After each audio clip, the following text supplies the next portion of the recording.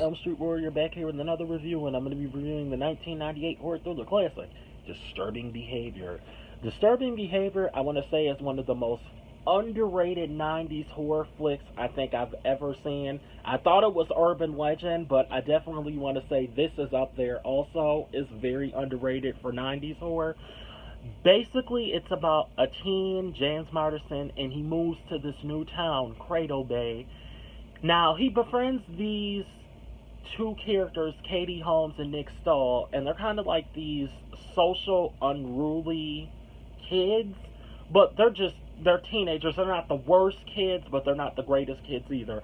But anyway, they come across this group that are known as the Blue Ribbons, and the Blue Ribbons are basically these perfect grade A scholars. They help out their community, they perform well in school. They're basically everything a parent could ask for in the perfect child.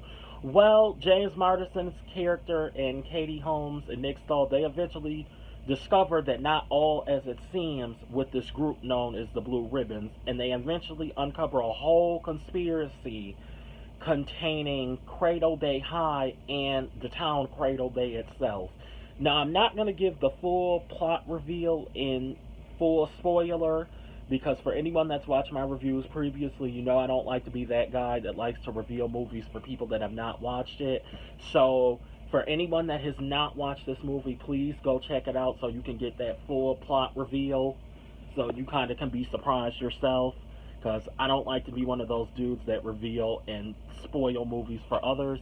But I do recommend to watch this movie. Very great watch. It definitely reminds me of another film that actually came out the same year as this, The Faculty. Although their plot synopsis and concept ideas are very, very different, just that 90s high school horror vibe between the two are very similar. So I always say, if you like The Faculty 9 times out of 10, you'll like this movie. I myself recently didn't watch Disturbing Behavior up until last summer of 2020, and I was relatively surprised that I liked it, because I had seen the movie around for many years, but I just had no interest to watch it. But I eventually just watched it one day, and I was like, this was really, really good. So I definitely recommend this movie. The movie was directed by David Nutter. David Nutter, interesting fact, actually worked on a horror series, The X-Files. So it's interesting enough, because after discovering and finding out that fact, this movie does have X-File episode vibes. So I think that's very cool that the X-Files in its own little way had some ties to this movie, because it definitely gives off those X-Files episode vibes, but still a very great film. I want to say too, there's a lot of different cuts with this film. Some footage didn't make it into the theatrical version for whatever reason, so if you grab the DVD, you actually can see all of the extended footage, and there's an alternative ending to this film also, which is really cool.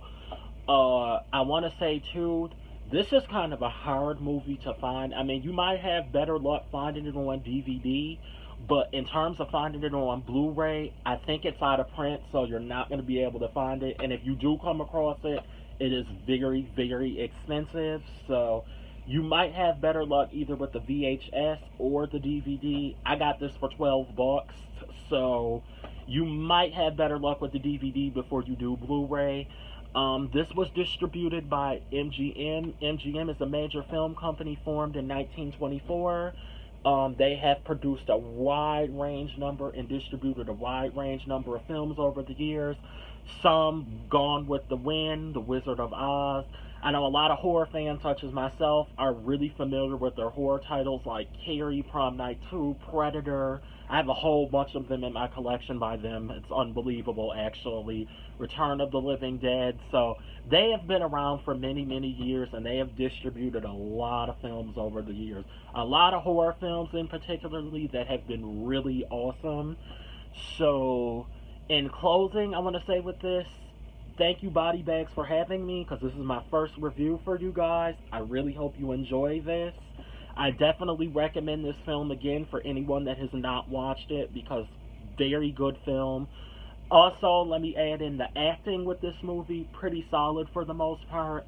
I know how hard it can be for adults to portray teenagers, because I've watched some horror movies where they just cannot do it, but very believable with this film for the most part. Again, I definitely recommend it for anyone that's not watched it.